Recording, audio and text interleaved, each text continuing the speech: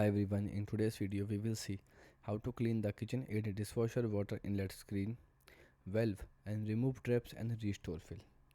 So the step 1, you can turn off the dishwasher and unplug it. Then turn off the water supply under the sink and then remove the bottom front panel. Then use a screwdriver if needed and find the water inlet valve. It's where the water supply line connects to the dishwasher. After that, you can place a towel under the valve to catch any water. Then in the step 6, you can disconnect the water supply line carefully. And then look inside the valve opening, you will see a small metal screen. After that, gently remove the screen using a needle nose fillers.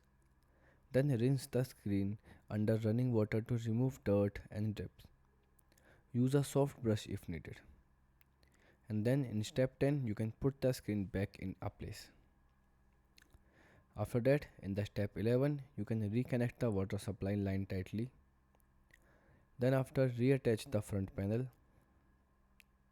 After that, turn the water back on and plug the dishwasher in and run a short cycle to make sure it's filled properly. Goodbye.